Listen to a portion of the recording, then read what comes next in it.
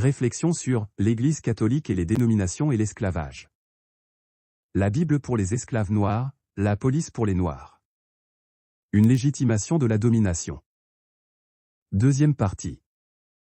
Traduction, sélection d'une partie de la Sainte Bible à l'usage de l'esclave noir dans les îles britanniques des Indes occidentales. Il y avait un programme idéologique pro-esclavagiste à l'œuvre dans la sélection des textes bibliques. Je tiens à signaler, je ne cherche pas à mettre des divisions, je cherche à connaître l'histoire de mon peuple, de ma race. Le Tout-Puissant a choisi la race d'Abraham à l'exclusion de toutes les nations, et leur a imposé son nom, et ne mettra jamais fin, a conclu une alliance avec leur père et à ses descendants, et ceux-ci espéreront en le Très-Haut dans l'attachement de leur âme.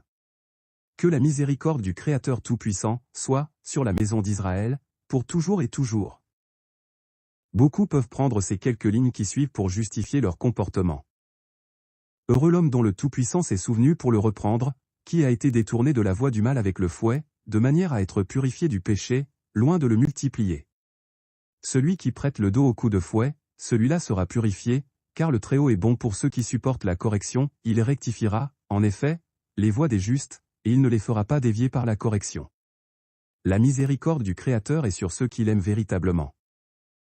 Citation de Victor Schœlcher, en 1842, le fouet est une partie intégrante du régime colonial, le fouet en est l'agent principal, le fouet en est l'âme, le jour de la mort est le seul où le nègre goûte l'oubli de la vie sans le réveil du fouet.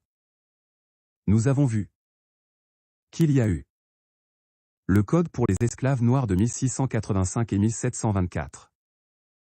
La police pour les Noirs en 1777. Une Bible pour les esclaves noirs en 1807. Tout a été fait pour exercer un pouvoir sur ce peuple noir, sans que ce peuple puisse relever la tête. De nos jours, il existe l'esclavage mental. Ce peuple noir doit chercher à connaître son histoire. La question que nous pouvons nous poser. Pourquoi ce peuple noir était la cible? Et non un autre? Dans son livre La marée montante de couleur contre suprématie mondiale blanche, Lotro Stoddard édition 2014 dit que l'homme noir se distingue nettement des autres branches de l'humanité. Sa qualité principale est une vitalité animale surabondante. En cela, il surpasse facilement toutes les autres races. C'est à cela qu'il doit son intense émotivité. C'est à cela aussi qu'il doit son extrême fécondité, le nègre étant le plus rapide des reproducteurs. Cette vitalité abondante se manifeste de bien d'autres manières, comme par exemple la capacité du nègre à survivre aux dures conditions d'esclavage auxquelles d'autres races ont rapidement succombé.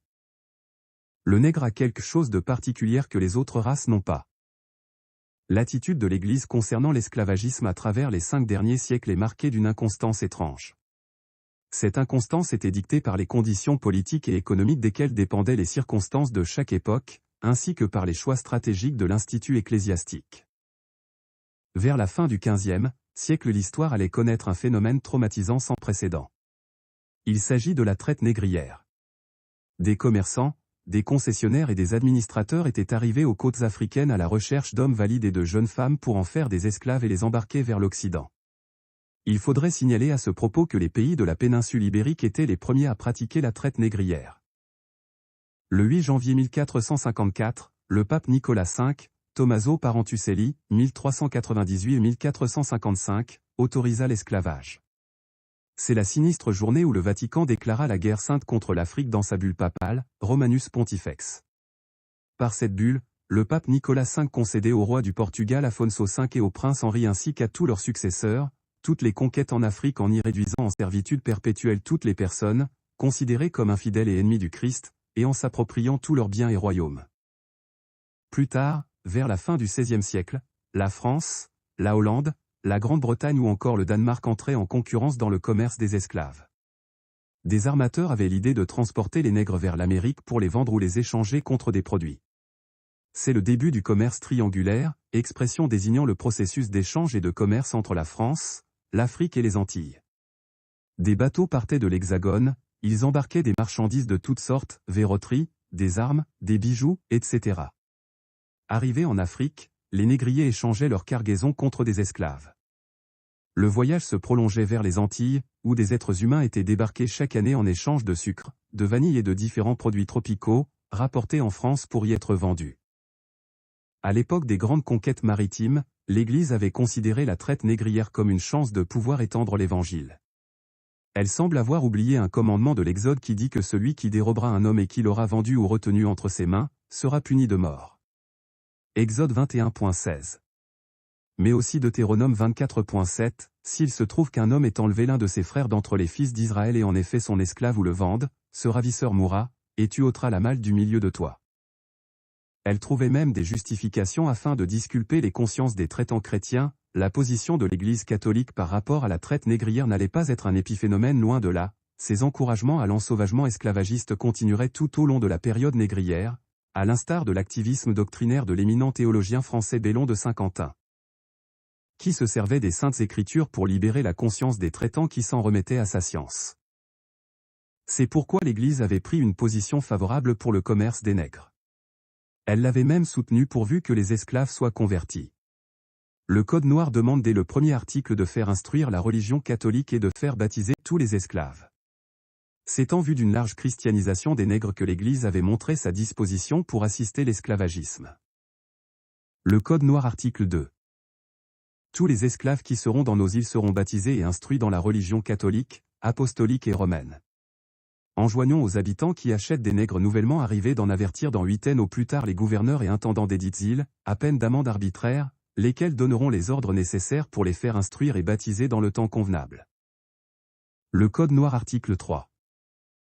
Interdisons tout exercice public d'autres religions que la religion catholique, apostolique et romaine. Voulons que les contrevenants soient punis comme rebelles et désobéissants à nos commandements. Défendons toutes assemblées pour cet effet, lesquelles nous déclarons conventicules, illicites et séditieuses, sujettes à la même peine qui aura lieu même contre les maîtres qui lui permettront et souffriront à l'égard de leurs esclaves. La question que je vous pose à tous ceux qui écoutent ce partage. Quel, Christ ou Messie, que les différentes dénominations vous enseignent, le vrai ou le faux? Car dans Matthieu 24.23 à 24, si quelqu'un vous dit alors, le Messie est ici, ou, il est là, ne le croyez pas, car de prétendus Messies et de prétendus prophètes surgiront, ils feront de grands prodiges et des signes miraculeux au point de tromper, si c'était possible, même ceux qui ont été choisis. Même les protestants avaient des esclaves. Le Code noir article 5. Défendons à nos sujets de la religion protestante d'apporter aucun trouble ni empêchement à nos autres sujets, même à leurs esclaves, dans le libre exercice de la religion catholique, apostolique et romaine, à peine de punition exemplaire.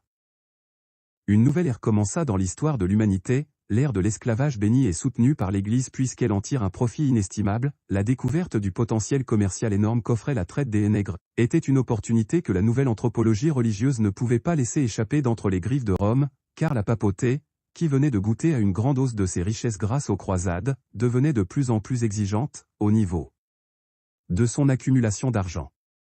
Lesquelles croisades venaient d'établir, par les faits, que des guerres conduites dans et pour les intérêts du Saint-Siège étaient toujours justes et que les fruits de ces guerres étaient bons, et par conséquent que toutes ces entreprises étaient saintes. Ainsi, d'après la mentalité des croisades et celle des croisés, l'anthropologie religieuse coloniale de l'Église catholique, comme toute l'anthropologie chrétienne du moment, ne s'oppose nullement, ni à l'esclavagisme ni à la traite des Noirs, bien au contraire, elle prône que c'était une entreprise sainte, qu'il fallait la réaliser au nom de Jésus-Christ, le Seigneur et Sauveur. C'est pourquoi le pape Eugène IV accorda au Portugal, et spécialement à son prince Henri le Navigateur, le nom est assez révélateur, le titre de propriété de toutes les terres à l'est de côte ouest au-dessus du Sénégal. Cela n'empêche que l'Église avait imposé quelques conditions pour légitimer l'esclavage. En voici des exemples: tous les esclaves qui seront dans notre dite province seront instruits dans la religion catholique, apostolique et romaine, et baptisés. Ordonnons aux habitants qui achèteront des nègres nouvellement arrivés de les faire instruire et baptiser dans le temps convenable, à peine d'amende arbitraire. Enjoignons aux directeurs généraux de ladite compagnie et à tous nos officiers d'y tenir exactement la main. Il n'y avait pas séparation entre l'Église et l'État. Toutes ces conditions n'étaient qu'une théorie puisque pour la réalité, il en allait autrement. Les représentants de l'Église missionnaire évitaient de mécontenter les colons. Ils limitaient le nombre de fêtes religieuses parce que les Noirs déséuvrés étaient un sujet à comploter. Ils se montraient également conciliants quant à la non-assistance au culte, car les esclaves tirent si bien en longueur pour leur retour que la journée se trouve totalement perdue pour leur maître. En outre, le clergé médiocre et affairiste, peu préoccupé par la justice sociale dans les colonies, et ne se souciant guère de changer les tares du colonialisme, s'est consacré au commerce dans des domaines variés et à la possession des esclaves. Les affaires du commerce faisaient passer au second plan l'évangélisation. Un abbé condamnait le climat d'affairisme dans lequel beaucoup de prêtres vivaient. Il notait à ce propos, le clergé était propriétaire d'esclaves et capitaliste. Les prêtres, suivant en cela l'exemple donné par M. le préfet apostolique, achetaient, vendaient des esclaves, soit pour leur service particulier, soit pour retirer par le travail ou la location de ces propriétés humaines l'intérêt des économies qu'ils n'osaient pas tous placer dans les maisons de commerce du pays. 15 ecclésiastiques, et les premiers du clergé de la Réunion ont trempé, leurs supérieurs en tête, dans ce commerce. Une idéologie religieuse dominait à l'époque. Elle consiste à valoriser l'humanité de l'être selon sa religion. Aux yeux de l'Église, il n'existe sur terre que deux sortes de gens, à savoir les chrétiens et les païens. Toute personne non chrétienne était païenne. Les Noirs étaient donc des païens. L'Église avait pris une position hostile envers ces créatures sauvages, sans âme et possédées des diables. Tuer l'un d'eux équivalait à abattre une bête sauvage. Après la chute de Constantinople en 1453, le pape Nicolas V autorisa officiellement le roi du Portugal à faire de tous les « Noirs », donc des « païens », des esclaves, à saisir leurs biens puisqu'ils sont les ennemis du Christ. Les Noirs sont considérés comme des païens, c'est-à-dire non croyants à leur religion qui est le christianisme. Après 44 ans d'apostolat, Pierre Clavet aura baptisé plus de 300 000 esclaves. Léon XIII, 256e pape de l'Église catholique qui jette un nouveau regard sur l'esclavagisme, le canonise en 1888 et le déclare « patron universel des missions auprès des Noirs ». L'envoi des missionnaires pour propager un christianisme déformé et des évangiles mal interprétés avait pour objectif d'inciter le sujet colonial à se désintéresser des richesses et d'amasser ses trésors au ciel ainsi que d'abandonner tout esprit de révolte. Nous disons ici christianisme, déformé, et mal interprété, puisque les missionnaires œuvraient à mettre tout au service de l'administration coloniale. En voici la justification dans un extrait d'une lettre du ministre belge des colonies, M.R. Rankin en 1920, adressée aux missionnaires envoyés au Congo. La tâche que vous êtes conviés à accomplir est très délicate et demande beaucoup de tact. Prêtre, vous venez certes pour évangéliser, mais cette évangélisation doit s'inspirer de notre grand principe, avant tout, les intérêts de la métropole. Le but essentiel de votre mission n'est donc point d'apprendre aux Noirs à connaître Dieu. Ils le connaissent déjà. Ils parlent et se soumettent à Mangu, Zambé ou Ngalkola et que sais-je encore. Ils savent que tuer, voler, calomnier, injurier, est mauvais. Ayons le courage de l'avouer, vous ne venez donc pas leur apprendre ce qu'ils savent déjà. Votre rôle consiste essentiellement à faciliter la tâche aux administrateurs et aux industriels. C'est donc dire que vous interpréterez l'Évangile de la façon qui sert mieux nos intérêts dans cette partie du monde. Ce n'est que vers le XIXe siècle que l'aile évangélique de l'Église s'est levée contre l'esclavage. Les campagnes associatives et les décrets gouvernementaux avaient devancé de loin l'Église et ses missions pour l'abolition de ce phénomène. En ce qui concerne la dénonciation, elle n'avait été proclamée que tardivement vers la fin du XXe siècle avec la visite du pape Jean-Paul II à Gorée, sanctuaire de la douleur noire, pour accuser le péché de l'homme contre l'homme. L'Institut ecclésiastique reconnaissait l'implication de l'Église dans la propagation de l'esclavagisme, elle était au cœur de l'esclavage, et directement responsable de ce qui était arrivé, elle pouvait même dire que ses membres possédaient des esclaves, et en avait même labellisé certains, c'est pourquoi elle pensait qu'elle devrait reconnaître son histoire et présenter ses excuses.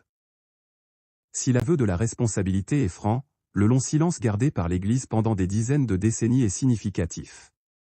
Charles Vaudet se moquait de la réticence de l'Église à abolir l'esclavage en disant « Rappelez-vous encore que les derniers esclaves appartenaient aux missionnaires catholiques et protestants. » Du reste, ce qu'il y a de certain, c'est que le Jésus des chrétiens n'a jamais eu un mot de protestation contre l'esclavage, au contraire, il estime que lorsque l'esclave a fait ce que le maître lui a commandé, celui-ci ne lui doit aucune reconnaissance.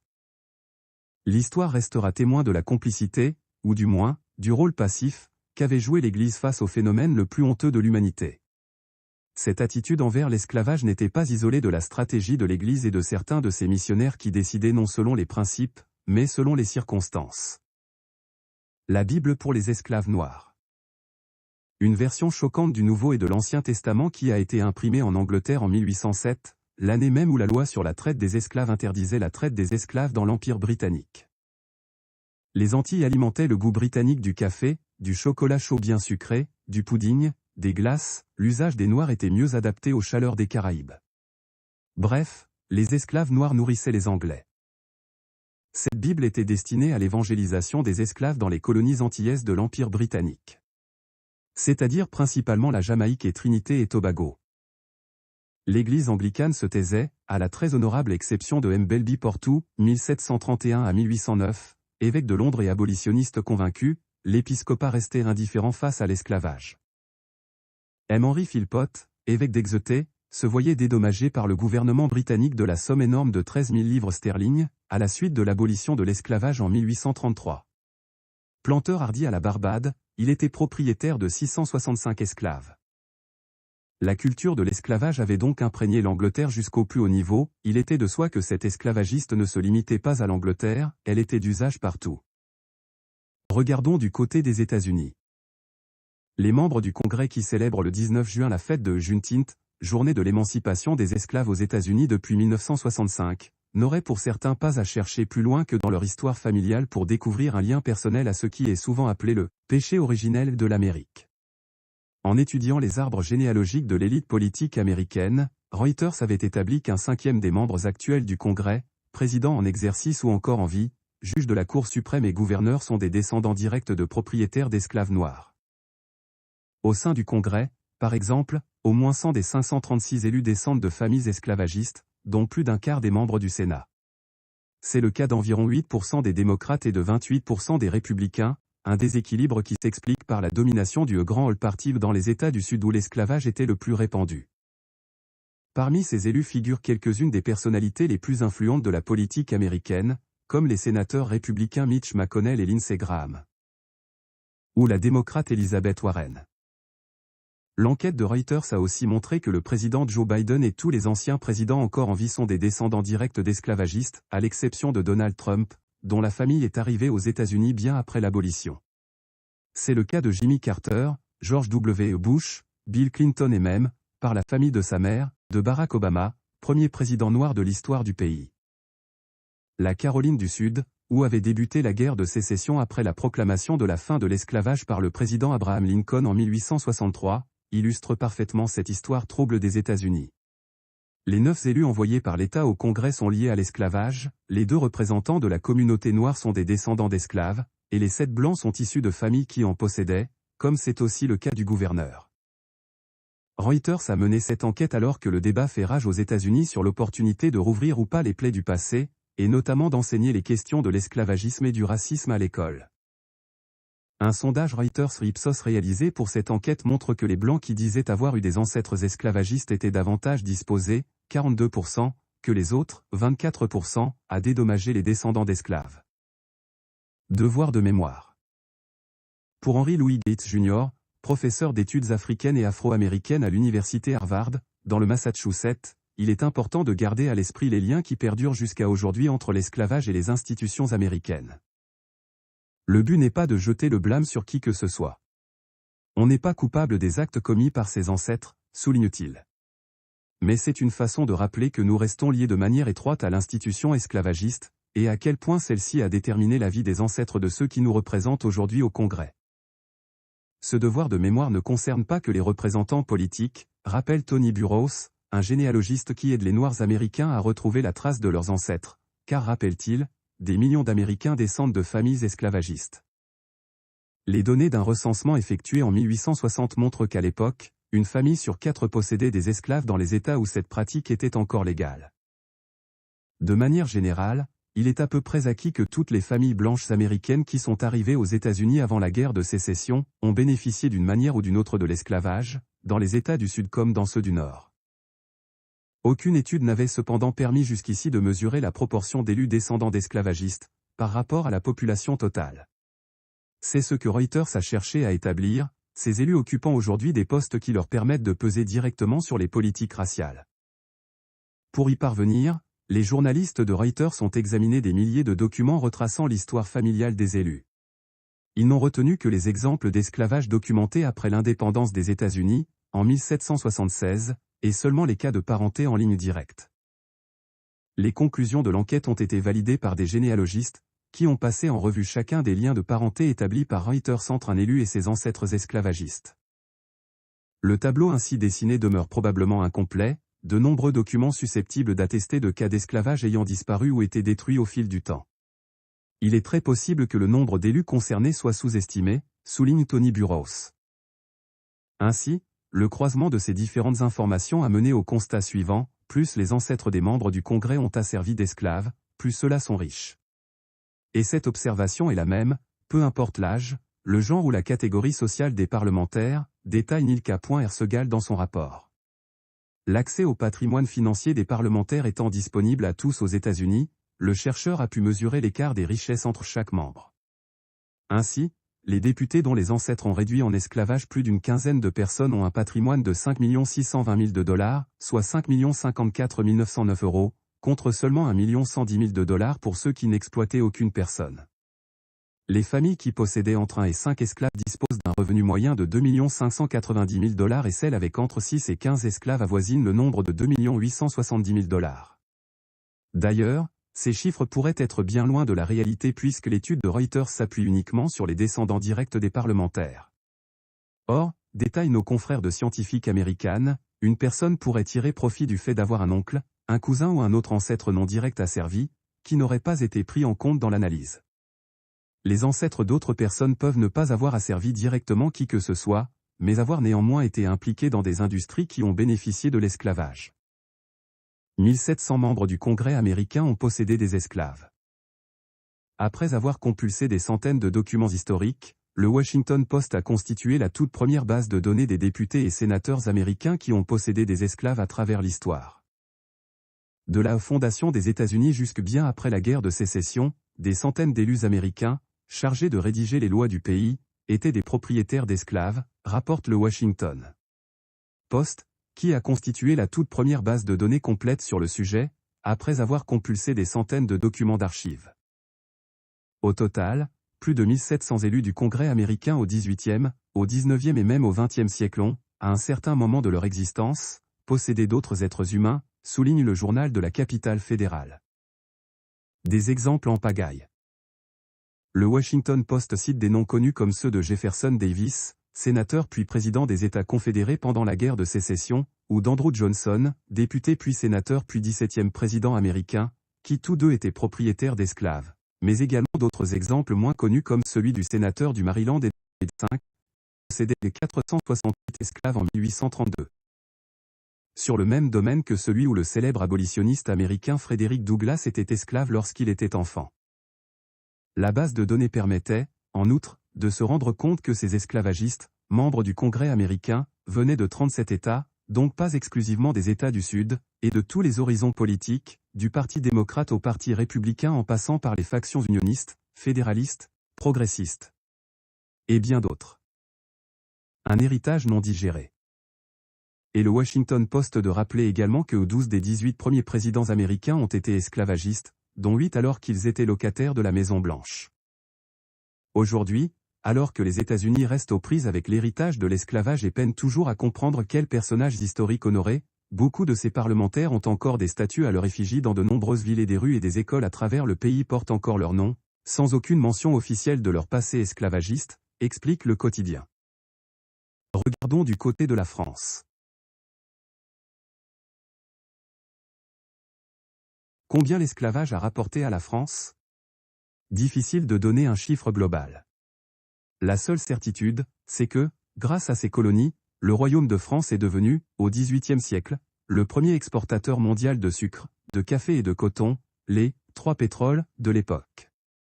Grâce au travail des esclaves, elle s'est insérée dans les circuits économiques mondiaux, devenant, jusqu'à nos jours, une puissance commerciale de premier plan. Hormis la France, quelles étaient les nations qui dominaient le trafic d'esclaves ? Part de chaque pays dans le total des expéditions négrières. Angleterre 41,3%. Portugal 29,3%. France 19,2%. Hollande 5,7%. Amérique 3,2%. Danemark 1,2%. Avec 90% des expéditions à eux trois, le Royaume-Uni, le Portugal et la France dominaient le trafic d'esclaves. Des pays sans façade maritime comme la Suisse ont aussi participé en finançant des équipés. Au quotidien, la traite a fait vivre des centaines de milliers de personnes en France, dans les ports comme dans les villes de l'arrière-pays. Le commerce triangulaire donnait du travail non seulement aux marins et aux ouvriers des chantiers navals, mais aussi aux travailleurs des industries métallurgiques et textiles, aux employés des raffineries de sucre, des forges et des fonderies, au personnel des manufactures d'armes. À noter toutefois que, pour les investisseurs, ce trafic était un coup de poker, car les profits oscillaient entre plus 57% et au 42%. La répartition des esclaves par secteur d'activité. Plantation de canne à sucre 6 billions. Champ de coton 500 000. Plantation de café 2 billions. Champ de cacao 250 000. Mine 1 million. Construction 250 000. Travail domestique 1 million. Des films et des romans nous ont souvent montré des esclaves peinant dans les champs de coton. Mais en réalité ils ont été bien plus nombreux dans les plantations de canne à sucre et le café de denrées prisées en Europe. Le taux de mortalité sur les navires négriers français était de 14%. Qui s'est battu pour l'abolition? En France, l'abolitionnisme se heurtait à de puissants intérêts économiques et souffrait d'être confiné à un milieu intellectuel coupé d'une opinion publique indifférente au sort des nègres, analyse Éric Saugérad en Question sur la traite et l'esclavage des Noirs. Ailleurs en Europe, les choses bougent, l'Angleterre vote l'interdiction de la traite, pas de l'esclavage, en 1807, c'était à ce moment qu'il y a eu la publication de la Bible des esclaves noirs, les États-Unis en 1808, le Portugal en 1811 et la Hollande en 1814. La France, comme forcée de s'engager dans la même voie, promulgue 3 lois dans ce sens entre 1817 et 1831. Mais cette abolition en demi-teinte rate son but, les réseaux de traite illégale explosent. Le prix des esclaves avait augmenté, au point que les bénéfices réalisés par certains trafiquants pouvaient atteindre jusqu'à 400% des ressources investies, explique l'historien André Salifou. Au final, les principaux acteurs de l'abolition furent les ex-esclaves eux-mêmes. En 1834, le Martiniquais Cyril Bicêtre, descendant de captifs, est le premier à réclamer l'abolition complète et immédiate de la traite et de l'esclavage. En 1840 à 41, l'homme politique Victor Schœlcher, blanc, lui emboîte le pas après un bouleversant voyage aux Caraïbes. En 1847, il lance en France une pétition qui sensibilise l'opinion. En 1848, Louis-Philippe abdique et la Deuxième République est proclamée. Schœlcher, devenu sous-secrétaire d'État chargé des colonies, fait signer le 27 avril 1848 le décret supprimant l'esclavage. La fin d'un long combat. Les anciens propriétaires seront indemnisés, tandis que les esclaves affranchis ne recevront ni terre ni indemnisation, explique André Salifou. Les femmes aussi sont nombreuses parmi les propriétaires d'esclaves, entre 30 et 40%, selon Jessica Balgui. Là aussi, il y a une raison, pour les femmes blanches, beaucoup sont des veuves, qui se retrouvent propriétaires d'esclaves à la mort de leur mari. Les femmes de couleur se retrouvent aussi nombreuses parmi les libres de couleur à détenir des titres, parce qu'elles ont été plus nombreuses que les hommes à avoir été affranchis. En Martinique, elles sont de fait majoritaires dans la population des libres de couleur, et se retrouvent logiquement, plus impliquées dans les relations économiques, résume la doctorante. Au Sénégal, les femmes métisses ou noires qui possédaient des esclaves, et vivaient avec les colons européens, avaient même un nom, les signards. C'est de la violence incorporée, résume Myriam Kotia. Vu depuis la lorgnette de notre XXIe siècle, ces faits et ces chiffres ont l'air totalement incompréhensibles, mais parce que l'époque est radicalement différente. De même, le Kidam qui n'a pas plongé dans les archives de la commission chargée de travailler sur les indemnités à verser aux propriétaires d'esclaves ne peut comprendre pourquoi l'État français a fait ce choix, plutôt que celui d'indemniser les esclaves. Victor Schœlcher avait bataillé pour indemniser les esclaves, mais le lobbying des propriétaires a été plus fort, qui menaçait de quitter les colonies et d'un effondrement de l'économie. Ils ont indemnisé les propriétaires parce que ces derniers avaient des moyens de pression que n'avaient pas les anciens esclaves. Jacques Chirac, dans une interview accordée à la presse après son départ de l'Élysée, a reconnu que les richesses de l'Afrique ont été pillées y compris par son pays. Et il a demandé qu'on rende aux Africains ce qu'on leur a pris, disant « On oublie seulement une chose. C'est qu'une grande partie de l'argent qui est dans notre porte-monnaie vient précisément de l'exploitation, depuis des siècles, de l'Afrique. Pas uniquement. Mais beaucoup vient de l'exploitation de l'Afrique. Alors, il faut avoir un petit peu de bon sens. Je ne dis pas de générosité. De bon sens, de justice, pour rendre aux Africains, je dirais, ce qu'on leur a pris. D'autant que c'est nécessaire, si on veut éviter les pires convulsions ou difficultés, avec les conséquences politiques que ça comporte dans un proche avenir. Le journal Le Monde avait rapporté la réponse véhémente de Jacques Chirac, lors d'un entretien improvisé avec quelques journalistes à Yaoundé. Le chef de l'État, écrit le journal, se métamorphosa subitement en un avocat de l'Afrique contre l'Église donneuse de leçons. 10 ans et qu'ils ont saigné l'Afrique pendant 4 siècles et demi. Ensuite, ont pillé ses matières premières, après, disent-ils, les Africains, ne sont bons à rien. Au nom de la religion, ils ont détruit leur culture et maintenant, comme il faut faire les choses avec plus d'élégance, ils leur piquent leur cerveau grâce aux bourses. Puis, ils constatent que la malheureuse Afrique n'est pas dans un état brillant, qu'elle ne génère pas d'élite. Après s'être enrichi à ses dépens, ils lui donnent des leçons. De nos jours, regardez ce qui se passe dans les différentes colonies françaises. Ce sont les descendants des esclavagistes qui détiennent les richesses. Aux Antilles, des grandes familles règnent sur les prix alimentaires. Dans les Antilles, 2 riches béquets se partagent le gros du marché alimentaire, Bernard Ayot, 397e fortune professionnelle de France selon le classement de Challenge, avec un patrimoine évalué à 250 millions d'euros, et Jean Huigu Despointes. Tous deux possèdent des dizaines de magasins Carrefour ainsi que des points de vente dans la distribution spécialisée, Fnac, Maison du Monde, Decathlon, MR Bricolage, et sont à la tête de vastes empires présents dans plusieurs îles et pays. Le premier, à la tête du groupe BHG, qui emploie 11 000 collaborateurs, opère aussi dans la concession automobile et a récemment étendu son emprise en rachetant Vendemia, la filiale de Casino dans l'océan Indien. Le deuxième, dirigeant du groupe Safo, emploie 1300 personnes et gère aussi bien des magasins que des entrepôts. Selon les informations de Challenge, leur part de marché cumulée représente une 40% en Guadeloupe et Martinique. Ils représentent un tout petit pourcentage des habitants et leur histoire est très liée au passé colonial. Ces descendants de colons arrivés dans les Antilles françaises au XVIIe siècle jouissent aujourd'hui d'un grand pouvoir économique. En contrôlant en effet une large part de l'import-export, l'essentiel de l'agroalimentaire et une part non négligeable de la grande distribution. Les Antillais doivent donc presque toujours se rendre dans l'un de leurs magasins pour acheter de nombreux produits du quotidien. Je vous pose la question: qui sont ces béquets? La réponse est, les descendants des esclavagistes. Ils ont acquis comment ces richesses? Les Ayot, Despointes, Loret, Barboteau, Vivi, Rénal, Lucie, Aubéry règnent sur l'économie des îles depuis toujours. Ces descendants d'aventuriers, de cadets de familles désargentées ou même de relégués de justice ont fini par former une aristocratie qui est arrivée jusqu'à nous comme un anachronisme. Ils ont été payés pour libérer leurs esclaves en 1848, ont survécu aux crises agricoles, en partie grâce aux aides de la métropole. Ils ont su rebondir à chaque mutation de la société antillaise, se trouver avec un savoir consommé là où était l'argent, là où tombaient les subventions d'un État qui les a toujours jugés comme ses meilleurs relais. L'esclavage a disparu mais ils sont restés les maîtres, de père en fils. Au sein de ces grandes familles, les arbres généalogiques s'entrecroisent à l'infini depuis les débuts de la colonisation.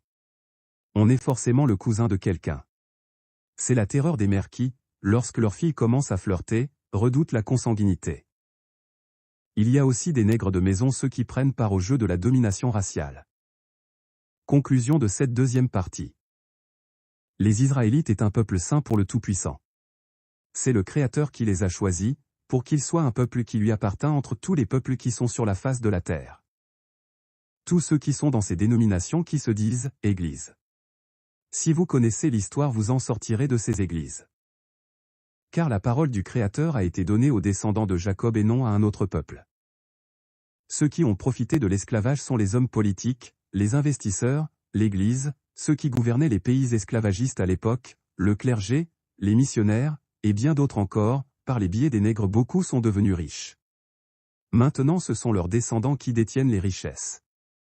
Je finis ainsi par cette citation du livre du prophète Amos: « Le Créateur ébranlerait toutes les nations, les trésors de toutes les nations viendront, et rempliraient de gloire cette maison. L'argent est à moi, et l'or est à moi. La gloire de cette dernière maison sera plus grande que celle de la première, et c'est dans ce lieu que je donnerai la paix, dit le Très-Haut des armées. » Lien des